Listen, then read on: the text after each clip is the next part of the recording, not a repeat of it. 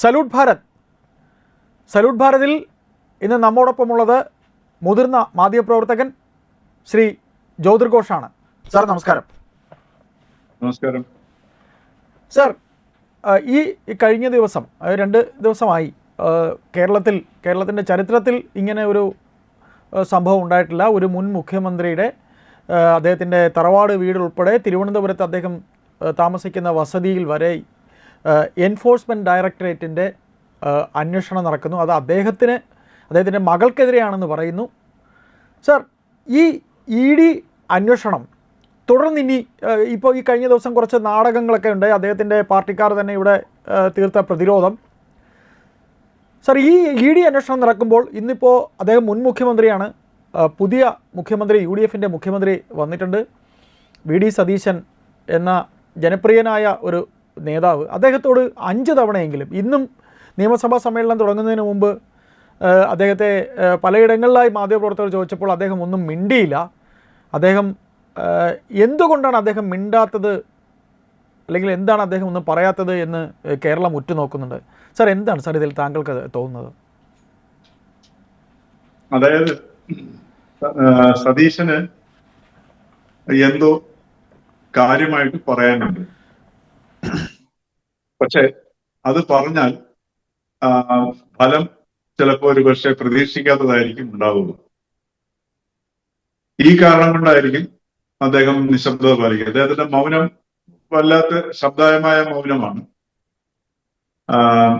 ഉദാഹരണത്തിന് ഇപ്പൊ അദ്ദേഹം എന്താണ് പറയുക, ഈ ED അന്വേഷണത്തിന് വന്നു, അദ്ദേഹത്തിന് മുൻ മുഖ്യമന്ത്രി പിണറായി വിജയന്റെ മകൾ ബന്ധപ്പെട്ട അഴിമതി കേസ് അന്വേഷിക്കാനാണ്, അല്ലെങ്കിൽ മണി ലോണ്ടറിങ്, അല്ലെങ്കിൽ സേവനം നൽകാതെ വേതനം വാങ്ങിയതിനുള്ള ഭീമമായ തുക വേതനം വാങ്ങിയതിനുള്ള ആ ഒരു സംഗതി അന്വേഷിക്കാൻ വേണ്ടിയിട്ടാണ് ED അവിടെ എത്തിയത്. ED ഇറങ്ങി പോകാവുന്ന സമയത്ത് ആ ഒരു ED ഉദ്യോഗസ്ഥരെ ആക്രമിക്കുകയും അവരുടെ വാഹനങ്ങൾ തള്ളിച്ചതയ്ക്കുകയും ക്രമസമാധാന പ്രശ്നം ഉണ്ടാവുകയും ചെയ്തു. അതായത് സംസ്ഥാന ആഭ്യന്തര വകുപ്പ് പരാജയപ്പെട്ടു. കേന്ദ്ര ഏജൻസി ഒരിടത്ത് അവരുടെ ഔദ്യോഗിക കൃത്യനിർവഹണം നടത്തുന്നതിന് തിരിച്ചു പോകുന്ന സമയത്ത് അവരുടെ ജീവനും സ്വത്തിനും വാഹനത്തിനും അവരുടെ ഔദ്യോഗിക വൃത്തി നിർവഹിക്കുന്നതിനുമൊക്കെ തടസ്സമുണ്ടാകും. ആഭ്യന്തരമന്ത്രി രമേശ് ചെന്നിത്തല നമ്മളോടൊന്ന് പറഞ്ഞത്, അതായത് ഈ ED അന്വേഷണം ഞങ്ങളെ അറിയിച്ചില്ല എന്നാണല്ലോ. അത് അറിയിച്ചിരുന്നെങ്കിൽ ഈ പറഞ്ഞതുപോലെ വേണ്ട സൗകര്യങ്ങൾ ചെയ്തു കൊടുക്കുമായിരുന്നു എന്നൊരു അർത്ഥത്തിലാണ് ആഭ്യന്തരമന്ത്രി പറഞ്ഞത്. അത് ഒരിക്കലും ഒരു ആഭ്യന്തരമന്ത്രി പറയാൻ പാടില്ലാത്ത ഒരു വെളിപ്പെടുത്തലോ അല്ലെങ്കിൽ പ്രസ്താവനയോ ആയിരുന്നു. കാരണം സംസ്ഥാനത്ത് ക്രമസമാധാന ചുമതല നിലനിർത്തുക, അല്ലെങ്കിൽ സ്വൈരവിജിതവും നിലനിർത്തുക, നിയമപരമായിട്ടുള്ള കാര്യങ്ങൾ നമ്മളുടെ ഭരണഘടനാ പരമായിട്ട് സൃഷ്ടമായിട്ടുള്ള സ്ഥാപനങ്ങൾ നിവർത്തിക്കുക, പൗരന്റെ സ്വാതന്ത്ര്യം, ഇതെല്ലാം ഉറപ്പുവരുത്തുക എന്നുള്ളതാണ് ആഭ്യന്തര വകുപ്പിന്റെ ചുമതല. ഇവിടെ സംഭവിച്ചത് എന്താണെന്ന് വെച്ചാൽ, രാവിലെ 7 മണി മുതൽ നമ്മളെല്ലാം ചാനലിൽ കാണുന്നു, CPM പ്രവർത്തകര് അല്ലെങ്കിൽ 10 ഇടത്തായിട്ട് CMRLന്റെയും അതുപോലെ തന്നെ പിണറായി വിജയന്റെ വീടുകളിലും ഒക്കെ റെയ്ഡ് നടക്കും.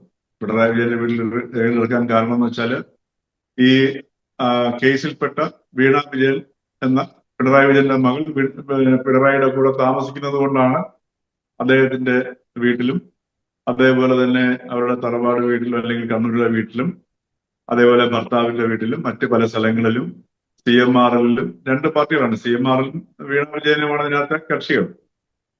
അപ്പൊ അവിടെ റെയ്ഡ് നടക്കുന്നു. അപ്പൊ ഇത് കണ്ട സമയത്ത് തന്നെ എല്ലാ ഭാഗത്തും ഈ CPM പ്രവർത്തകർ വന്ന് കൂട്ടം കൂടുന്നത് നമ്മൾ കണ്ടിരുന്നു. കേരളത്തിലെ ഓരോ കൊച്ചുകുട്ടിക്കും അറിയാവുന്നതാണ്, CPM പ്രവർത്തകർ അവരുടെ അടിസ്ഥാന സ്വഭാവം അക്രമോത്സുകതയാണ്, ആക്രമിക്കും. എല്ലാവിധ കാരണം അതിന് തൊട്ട് തലേ ദിവസം SFIയുടെ ഒരു തലേ ദിവസം SFIയുടെ ഒരു വിജയാഹ്ലാദ പ്രകടനം, അതായത് യൂണിവേഴ്സിറ്റി യൂണിയൻ ജയിച്ചതിന് ശേഷം നടത്തിയ സംഘടനവും പോലീസുമായിട്ടുള്ള തമ്മിലടിയും ഒക്കെ നമ്മൾ കണ്ടതാണ്. പിന്നെ അത് എല്ലാവർക്കും അറിയാവുന്നതാണ്. SFIയോ CPMോ എവിടെയെങ്കിലും ഉണ്ടെങ്കിൽ അവിടെ അക്രമം ഉണ്ടാകുമെന്ന് ഏത് കുട്ടിക്കും അറിയാവുന്നതാണ്, ഏത് പോലീസുകാരനും അറിയാവുന്നതാണ്. DGP ആവണമെന്നില്ല. അപ്പോ ഇത്തരം ഒരു സന്ദർഭത്തിൽ തുടക്കം മുതൽ തന്നെ അവിടെ പല സ്ഥലങ്ങളിലും മുദ്രാവാക്യം വിളി കാണാമായിരുന്നു. അപ്പൊ തന്നെ പലർക്കും ഒരു സാമാന്യ ബുദ്ധിയുള്ളവർക്ക് ആലോചിച്ചാൽ മനസ്സിലാവും എന്തിനാണ് ഈ CPM പ്രവർത്തകർ മുദ്രാവാക്യം വിളിക്കുന്നത്. ഇതൊരു രാഷ്ട്രീയ വിഷയമല്ല. ഇതൊരു രണ്ട് വ്യക്തികൾ തമ്മിലുള്ള പണമിടപാടിലെ സുതാര്യതയില്ലായ്മയോ അല്ലെങ്കിൽ കള്ളപ്പണം വെളുപ്പിക്കൽ നടന്നിട്ടുണ്ടോ എന്നുള്ള സംഗതിയുള്ള അന്വേഷണമാണ്. ഇത് രാഷ്ട്രീയ വിഷയമല്ലാത്തത് കൊണ്ട് ഇത് CPM പ്രവർത്തകരോ അല്ലെങ്കിൽ നേതാക്കളോ വരേണ്ട ആവശ്യം ഇവിടെ ഇല്ല. അതിന്റെ ഉദാഹരണമായിട്ട് എടുക്കണമെന്നുണ്ടെങ്കിൽ മുൻപ് കോടിയേരി ബാലകൃഷ്ണന്റെ മകൻ ബിനീഷ് കോടിയേരിയുടെ വീട്ടിൽ ഇതുപോലെ റെയ്ഡ് നടന്നപ്പോൾ അന്ന് മുഖ്യമന്ത്രിയായിരുന്ന പിണറായി വിജയനാണ്. അന്ന് പിണറായി വിജയൻ എന്ന മുഖ്യമന്ത്രി പറഞ്ഞത് ഇത് ഒരു അന്വേഷണ ഏജൻസി അന്വേഷണം നടത്തുകയാണ്, അതിന് തടസ്സപ്പെടുത്തിയോ അല്ലെങ്കിൽ അതിനകത്ത് അതിൽ വലിയ പ്രത്യേകതയൊന്നുമില്ല, അവർ അന്വേഷണം നടത്തി പോകട്ടെ. അപ്പൊ അത് പറഞ്ഞ മുഖ്യമന്ത്രിയാണ് ഇപ്പോൾ പ്രതിപക്ഷ നേതാവായിട്ടുള്ളത്. അപ്പൊ അദ്ദേഹത്തിന് ആ ഒരു പശ്ചാത്തലമുണ്ട്. അതോടൊപ്പം തന്നെ ഇത് വളരെ വ്യക്തവുമാണ് ഈ കേസ് എന്താണെന്ന്. എന്നിട്ടും CPM പ്രവർത്തകർ ഇങ്ങനെ വന്ന് കൂടുന്ന സമയത്ത് അവിടെ അവര് അക്രമാസക്തമാവുന്ന മുദ്രാവാക്യം വിളിക്കുന്നുണ്ട്. ആരാടാ ED, എന്താടാ എന്നൊക്കെയുള്ള രീതിയിലുള്ള മുദ്രാവാക്യമൊക്കെ വിളിക്കുന്നുണ്ട്. വളരെ പ്രകോപനപരമായ മുദ്രാവാക്യം വിളിക്കുന്നുണ്ടായിരുന്നു. അപ്പൊ ഈ സമയത്ത് അത് കേന്ദ്ര ഏജൻസിയാണ്. അപ്പം അവിടെ ഒരു ക്രമസമാധാന പ്രശ്നം ഉണ്ടാകും എന്ന് മനസ്സിലാക്കാനായിട്ട് യാതൊരു വിധമായിട്ടുള്ള ഒരു എന്താ പറയുക വിശകലനം ഒന്നും തന്നെ ആവശ്യമില്ല. പ്രഥമ ദൃഷ്ടി ഉണ്ടാവും. അത് കേരള പോലീസിന് അവിടെ പ്രൊവൈഡ് ചെയ്യാൻ കഴിഞ്ഞില്ല. അങ്ങനെ അവിടെ ED ഉദ്യോഗസ്ഥർ ആക്രമിക്കപ്പെട്ടു, അവരുടെ വാഹനങ്ങൾ തകർക്കപ്പെട്ടു, അവർക്ക് പരിക്കേറ്റു, ഡ്രൈവർക്ക് പരിക്കേറ്റു. അവരുടെ കൊലപാതക ശ്രമം തന്നെയാണ് അവിടെ ഉണ്ടായത്. കാര്യം ആ ഒരു കട്ട അവരെറിഞ്ഞ് ഒരു ചുടുകട്ട പോയിട്ട് ആരുടെയെങ്കിലും തലയിൽ ഉള്ളിൽ കൊണ്ടിരുന്നെങ്കിൽ വേണമെങ്കിൽ മരണം പോലും സംഭവിക്കാമായിരുന്നു. അവിടെ ഇടിക്കുന്ന ഇടിയൊക്കെ കാണണമായിരുന്നു ആ വാഹനത്തിൽ കിടന്നു. അപ്പൊ ആഭ്യന്തര വകുപ്പ് പരാജയപ്പെട്ടു. അപ്പോ രമേശ് ചെന്നിത്തല പറഞ്ഞത് അത് ഞങ്ങളുടെ ഉറപ്പ് കൊണ്ടല്ല, ഇന്നതുകൊണ്ടാണ്. അത് തെറ്റായ ഒരു സ്റ്റേറ്റ്മെന്റ് ആയിപ്പോയി. ഇത്രയും തെറ്റായ ഒരു സ്റ്റേറ്റ്മെന്റ് അതല്ലെങ്കിൽ ഇത്രയും നിരുത്തരവാദിത്വപരമായി ആഭ്യന്തരമന്ത്രി ഒരു നടത്തിയ പ്രസ്താവനയെ ഒരു സാമാന്യ ബുദ്ധിയുള്ള ഒരു വ്യക്തി എന്ന നിലയിൽ മുഖ്യമന്ത്രി VD സതീശന് എങ്ങനെ ന്യായീകരിക്കാൻ പറ്റും? അദ്ദേഹം ഒരു വക്കീലും കൂടെയാണ്, അല്ലെ? പിന്നെ എപ്പോഴും ഈ പറഞ്ഞതുപോലെ അദ്ദേഹം പറയാറുണ്ട്, മുഖ്യമന്ത്രി ഒരു കാറിലേക്ക് പോകുമ്പോഴത്തേക്ക് താൻ തന്നെ റോഡ് സൈഡിൽ നിന്നിട്ട് ആ മുഖ്യമന്ത്രിയെ കാണുന്ന പോലെ കണ്ടു നോക്കും. എന്നുവെച്ചാൽ ഒരു സാധാരണക്കാരന്റെ ദൃഷ്ടിയിലൂടെ സർക്കാരിനെയും ഗവൺമെന്റിനെയും മന്ത്രിയെയും മന്ത്രിസഭയുടെ പ്രവർത്തനത്തെയും താൻ എല്ലാ സമയവും നോക്കി കാണുന്നുണ്ടെന്നുള്ളതും VD സതീശൻ പറയുകയുണ്ടായി. അപ്പൊ ഒരു സാധാരണ വ്യക്തിയുടെ കാഴ്ചയിലൂടെ പോലും ആഭ്യന്തരമന്ത്രി പറഞ്ഞതിനോട് ഒരു കാരണവശാലും മുഖ്യമന്ത്രിക്കെന്നല്ല ലോകത്തിൽ ഒരു മനുഷ്യർക്കും യോജിക്കാൻ പറ്റുന്നില്ല. അപ്പൊ അത്തരം ഒരു സന്ദർഭത്തിൽ ഈ രമേശ് ചെന്നിത്തലയുടെ പൊതുവായുള്ള മുഖഭാവം എന്ന് പറയുന്നത്, ഉദാഹരണത്തിന് ഈ ചീഫ് മിനിസ്റ്റർ തെരഞ്ഞെടുപ്പ് അതിന്റെ സജീവമായ ചർച്ചകൾ ഡൽഹിയിൽ നടക്കൊണ്ടിരുന്ന സമയത്ത് തിരുവനന്തപുരത്തുള്ള അദ്ദേഹത്തിന്റെ വീട്ടിന്റെ മുൻപിലെ സിറ്റ് ഔട്ടിലേക്ക് അദ്ദേഹം വന്ന് മാധ്യമപ്രവർത്തകരെ കാണുകയുണ്ടായി. ആ മാധ്യമപ്രവർത്തകരെ കാണുന്ന സമയത്ത് അദ്ദേഹത്തിന്റെ മുഖത്തൊരു നല്ല ഒരു സുസ്മേര വദനം ഉണ്ടായിരുന്നു. എല്ലാവരെയും ചിരിച്ച് നല്ല അരുമയോടെ ചിരിച്ച് അദ്ദേഹം പറയുകയും ചെയ്തു, ഞാൻ നിങ്ങളെയൊക്കെ ഒന്ന് കാണാൻ വേണ്ടി വന്നാണ്, 2 ദിവസമായി കണ്ടിട്ട് അതിന്റെ ഒരു വിഷമത്തിൽ കാണാമെന്നാണെന്ന് പറഞ്ഞു. പക്ഷെ അതിനുശേഷം രമേശ് ചെന്നിത്തലയുടെ മുഖത്ത് പിന്നീട് ആ ചിരി കണ്ടിട്ടില്ല. അദ്ദേഹത്തിന്റെ മുഖത്ത് ഒരു വിഷാദ ഭാവമുണ്ട്. ഇപ്പോഴും ആ വിഷാദ ഭാവമുണ്ട്. ഒരുപക്ഷെ അദ്ദേഹത്തിന് ഈ തനിക്ക് മുഖ്യമന്ത്രിയാകാൻ പറ്റിയില്ല എന്നുള്ള ഒരു വിഷാദം അദ്ദേഹത്തിന് വേട്ടയാടുന്നു. തന്റെ ജൂനിയറായിട്ടുള്ള ഒരു വ്യക്തി മുഖ്യമന്ത്രിയായിരിക്കുന്നു, അത് തനിക്ക് അദ്ദേഹത്തിന്റെ കീഴിൽ പ്രവർത്തിക്കേണ്ടി വരുന്നു എന്നുള്ള ഒരു ബോധം ആഭ്യന്തരമന്ത്രിയെ സദാ വേട്ടയാടുന്നത് പോലെ അദ്ദേഹത്തിന്റെ ഓരോ ഭാഷയും സമീപനവും ഒക്കെ കണ്ടറിയാം. ചിരിക്കുന്ന രമേശ് ചെന്നിത്തലയെ നമുക്ക് കാണാൻ കഴിയുന്നില്ല. അപ്പൊ അത് ഒരുപക്ഷെ അതുകൊണ്ടായിരിക്കാം ഒരു അവസരത്തിനൊത്ത് പ്രവർത്തിക്കാൻ കഴിയാവുന്നു. ആദ്യം വെച്ചാല് ഈ ബേക്കറി ജംഗ്ഷനിലുണ്ടായ സംഭവം ഒഴിവാക്കാനായിട്ട് രമേശ് ചെന്നിത്തലയ്ക്ക് DGPക്ക് പറഞ്ഞാൽ മതി, അവിടുത്തെ ക്രമസമാധാനം ഉറപ്പുവരുത്തുക, അവിടെ ഒരു പ്രശ്നം ഉണ്ടായേക്കരുത് എന്ന് പറഞ്ഞു കഴിഞ്ഞാൽ അവിടുത്തെ DGPക്ക് BCM പോലീസ് സ്റ്റേഷനിലെ SHO എടുത്തോ അതല്ലെങ്കിൽ അവിടെയുള്ള ഡ്യൂട്ടിയിലുള്ള ആരുടെ അടുത്തോ പറഞ്ഞാൽ മതി. അത് ചെയ്യാനുള്ള പ്രാവീണ്യമൊക്കെ എല്ലാ പോലീസിനും ഉണ്ടാവുന്നേ ഉള്ളൂ. വേറൊന്നുമല്ല, അവിടെ ഒരു ബാരിക്കേഡ് തീർക്കുക, പോലീസിനെ വിന്യസിക്കുക, പോലീസിനെ 1-2 നേരം വിന്യസിച്ചിട്ട് അവരുടെ കയ്യിൽ വടിയും തോക്കും പിന്നെ ലാത്തിയൊക്കെ ഉള്ളതല്ലേ, അതെല്ലാം പിന്നെ അതുപോലെ തന്നെ ബാരിക്കേഡുകളൊക്കെ കൊടുത്തിട്ട് അവർക്കൊരു വഴിയുണ്ടാക്കി വെക്കുക. വഴിയുണ്ടാക്കി വെക്കുന്ന സമയത്ത് മാത്രമല്ല, കൂടുതൽ പോലീസിനെ ഇറക്കിയിട്ട് 2 വശത്തേക്കും ഈ 2 വശത്തും അവർ ഇടിച്ചു കയറാത്ത രീതിയിൽ ഒരു പിന്നെ വാഹനങ്ങൾക്ക് പോകാനുള്ള സ്ഥലം ഒരുക്കിയിട്ടിരിക്കുക. ഇത് ചെയ്യുന്നത് എന്താണ് പ്രയാസം? ഒരു പ്രയാസവും ഇല്ല. അത് മുൻകൂട്ടി അറിയിക്കേണ്ട ആവശ്യമില്ല. കാര്യം ക്രമസമാധാന പ്രശ്നങ്ങൾ അല്ലെങ്കിൽ നിയമരഹിതമായിട്ടുള്ള ഒത്തുകൂടൽ അവിടെ നടന്നിരിക്കുന്നത്, ആൾക്കാരോട് ഒത്തുകൂടിയത് നിയമരഹിതമായിട്ടാണ്, നിയമവിരുദ്ധമായിട്ടാണ് ഒത്തുകൂടിയത്. കാരണം എന്താ വെച്ചാല് മുൻകൂട്ടി അറിയിക്കാതെ ഇങ്ങനെ പൊതുസ്ഥലത്ത് ഒത്തുകൂടാൻ പറ്റില്ലല്ലോ. അപ്പോ അവിടെ നിയമവിരുദ്ധമായിട്ട് ഒത്തുകൂടൽ ഉണ്ടായി. അപ്പോ അതിന്റെ പശ്ചാത്തലത്തിൽ ഇങ്ങനെ ഒന്ന് ഒരുക്കി കൊടുത്താൽ മതിയായിരുന്നു. പക്ഷെ അത് ആഭ്യന്തര വകുപ്പിന് ചെയ്യാൻ കഴിഞ്ഞില്ല. സത്യം പറഞ്ഞു കഴിഞ്ഞാൽ ഒരു ആഭ്യന്തരമന്ത്രി പോലും അത് ചെയ്യേണ്ട ആവശ്യമില്ല. അത് DGP-യോ അതല്ലെങ്കിൽ അവിടുത്തെ സിറ്റി പോലീസ് കമ്മീഷണറോ ഒക്കെ ചെയ്യേണ്ട കാര്യമുണ്ടായിരുന്നു. തീർച്ചയായിട്ടും കാര്യം അവരുടെ ഡ്യൂട്ടിയാണ്. പക്ഷെ അത് സതീശൻ എങ്ങനെ സമ്മതിക്കും? സമ്മതിച്ചു കഴിഞ്ഞാൽ തന്റെ നേതാവ് കൂടിയായ രമേശ് ചെന്നിത്തല അപ്പൊ അദ്ദേഹത്തിന് ഈ പറഞ്ഞതുപോലെ അനീതി ഉണ്ടാവാതെ അല്ലെങ്കിൽ അപ്രീതി ഉണ്ടാവാതെ സൂക്ഷിക്കേണ്ടത് ഒരു മുഖ്യമന്ത്രി എന്ന നിലയിൽ സതീശന്റെ ഉത്തരവാദിത്വമാണ്. അപ്പോ പോലീസ് ആഭ്യന്തര വകുപ്പിന് വീഴ്ച പറ്റി എന്ന് പറഞ്ഞു കഴിഞ്ഞാൽ അത് എന്താണ്? രമേശ് ചെന്നിത്തലയ്ക്ക് തെറ്റുപറ്റിയെന്നാണ് സമ്മതിക്കേണ്ടി വരുന്നത്. രമേശ് ചെന്നിത്തല ശേഷിയില്ലാത്ത അല്ലെങ്കിൽ ആഭ്യന്തര വകുപ്പ് കൈകാര്യം ചെയ്യാൻ പറ്റാത്ത അല്ലെങ്കിൽ അതിന് യോഗ്യത ഇല്ലാത്ത ഒരു മന്ത്രിയാണ് എന്ന് സമ്മതിക്കുന്ന തുല്യമായിരിക്കും. അതുകൊണ്ട് സതീശൻ എന്ത് പറയും? അതൊരു വലിയ പ്രശ്നമാണ്. കാര്യം അദ്ദേഹത്തിന്റെ മൗനത്തിന്റെ കാരണം അതല്ലെങ്കിൽ സതീശൻ ചിലപ്പോൾ ഒരുപക്ഷെ എന്തെങ്കിലും പറഞ്ഞിട്ട് പോകുമായിരുന്നു. ഒന്നുമില്ല, അന്വേഷിക്കട്ടെ, അതിന്റെ വിശദ വിവരങ്ങള് എനിക്ക് ലഭ്യമായിട്ടില്ല എന്ന് പോലും പറയാൻ പറ്റില്ല. കാരണം അതിനു മുമ്പ് തന്നെ ആഭ്യന്തരമന്ത്രി പറഞ്ഞിരിക്കുന്നു, ഇത് ആഭ്യന്തര വകുപ്പിന്റെ കുറ്റം കൊണ്ടല്ല സംഭവിച്ചത്, അല്ലേ?